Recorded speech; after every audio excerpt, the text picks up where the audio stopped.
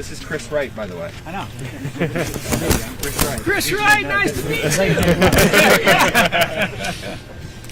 have picked a better one myself. Thanks everyone for being here. Yeah, thank you. Thank you. Cold and wet, but that's not uncommon in the Pacific Northwest. So. No. I thought you guys get like 300 days of sunshine on this side. You're not wrong, but I guess we got. Okay. So we're going to do an opening statement from the Secretary, and then we will be happy to take Q&A after that. Yeah, happy to be here. Happy to be standing in front of this dam. Hydro is a different kind of electricity. You know, I always hear we want more electrons on the grid. You add more electrons on the grid right now, it doesn't do anything. Just makes something else turn down. The critical issue for an electric grid is that it can supply power, keep the lights on, and keep people alive at peak demand.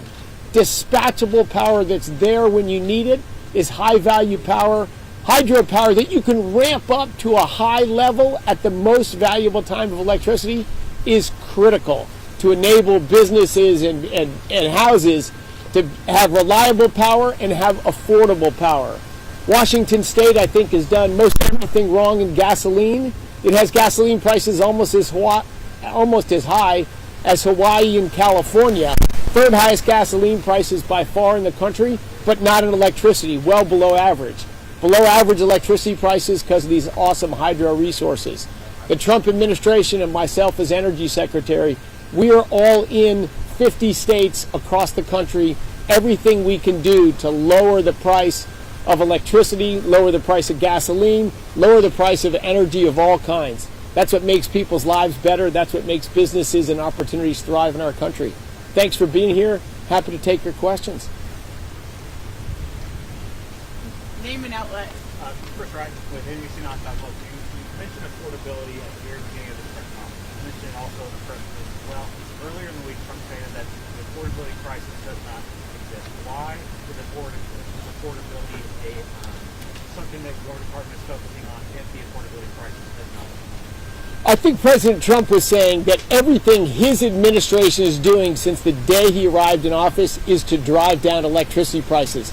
It drive down energy prices and prices across the board. When we arrived, had we been through a period of rapid inflation and everyone upset? Absolutely. He's just talking about the trajectory of his administration. Let's push things the other way. Next. And it's Sherry with the Tri-City Herald. So with the disintegration of the MOU with the tribes and the state, there was some money in that to increase salmon habitat.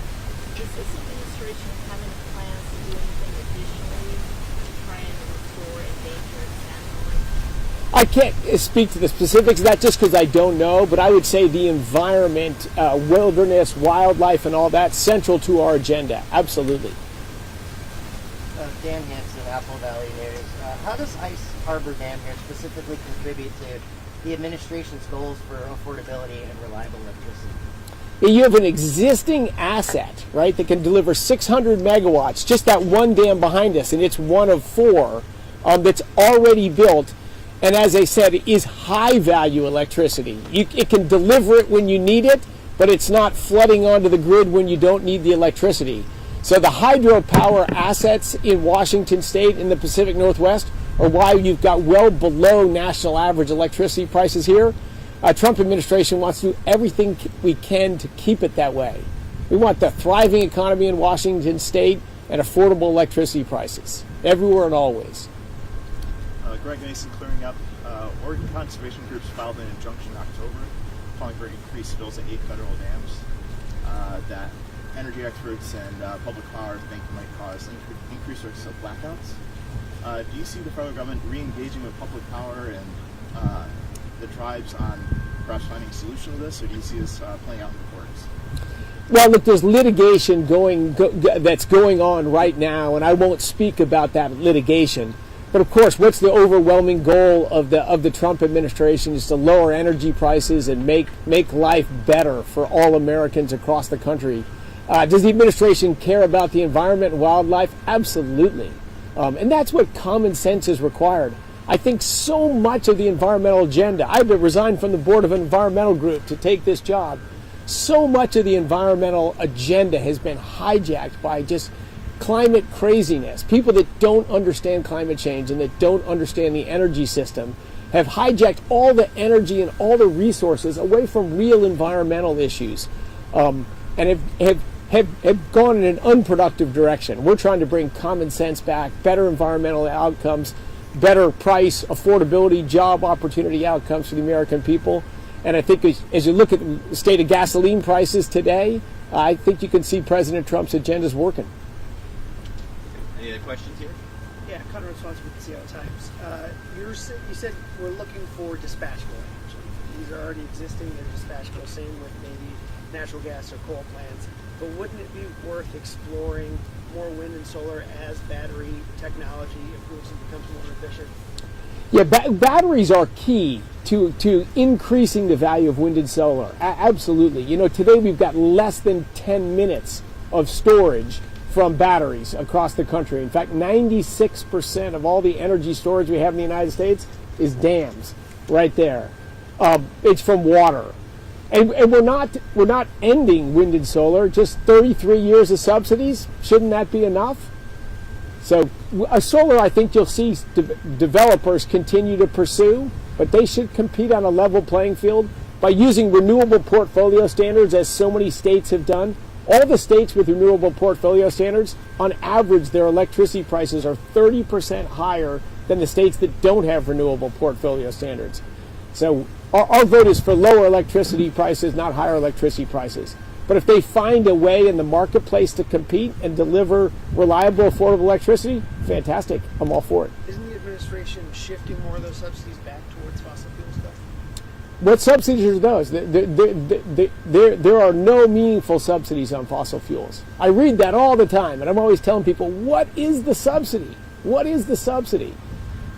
My preference is to see as little subsidies as possible. We do have, in the last bill passed last summer, the one big beautiful bill, there are 8 years of subsidies to get the nuclear industry going again and to launch next generation geothermal. There's some subsidies from other energy sources that stayed around in the bill, including, as we stand here today, the same subsidies are still in place for wind and solar, but there is a schedule to end them. But if you know of subsidies for hydrocarbons, please share with me what they are. Why undercut permitting possibilities for wind and solar projects? I don't think there's an undercutting of permitting. Have we seen rushed permitting over the objections of local landowners or fishermen or wildlife with wind power? Is the president trying to correct and have a better balance there, that you can't build a wind power plant no matter what because it's quote unquote clean? That's gone. We're trying to have fair, reasonable, open permitting process for all energy sources. Any others? Aiden Whitaker, TV. Yeah. In regards to the Hanford plant, we saw not too long ago that there were some questions regarding the vitrification plant and that coming online. Is it the intention of the administration and your leadership to continue with that process? Yeah, of course there was some crazy story leaked out there, unfortunately, from a local senator here that somehow we were undermining and planning not to do it. Complete nonsense, was never true. We're committed to cleaning up legacy waste across the United States from World War II and post-war efforts. We're trying to do that as smart and as efficiently and as fastly as we possible to benefit the citizens of Washington State and everywhere. And of course, our commitment to cleaning up Hanford and delivering a safe, clean, thriving environment is essential. In fact, we want to see economic development on Hanford Site as well. Nick Murray with the Tri-City Herald. So are plans still in the works for what could be the United States' largest solar project on unused Hanford land, or has that stalled? I hate to say it, but I'm unfamiliar with that. You'll learn tomorrow. I will. Chris Wright with NBC again. This is in the context of the Genesis mission right now. Has your department looked at what specific operations, say here at the dam or the Lower Snake River dams or the PNNL, what operations specifically might be introducing AI systems or AI in general in those operations? I can't speak to that specifically right now, but absolutely those AI tools will be applied to the operation of these dams and the whole Bonneville Power Administration. Yeah, super excited about the Genesis mission. Thanks for bringing it up. I think we're going to see rapid scientific progress in the United States, rapid innovation that'll help us drive down costs and bring new technologies and new solutions that we can't even dream about today. I could not, as a career tech nerd, I could not be more excited for the next few years. There will be more time to talk about Genesis later today, where that next stop will be more Genesis focused. We got time for like one more question. Yeah, about BPA's hiring ability, do you anticipate restoring that anytime soon in the near future? Absolutely. Yeah, we're hiring at BPA right now to make sure it's fully staffed and operating at full efficiency. Thank you all so much for being out. Thanks, everyone. If you have any follow-ups, I'll be sticking around here. I'm happy to chat with you. But thank you again. Thanks for what you do. Media is so important. You're that interface communicating with the public. Appreciate what you all do. We'll see a lot of you later at PNNL. Let's take our questions. Oh, of course.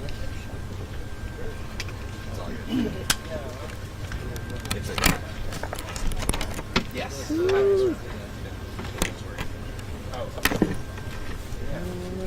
Sarah's microphone.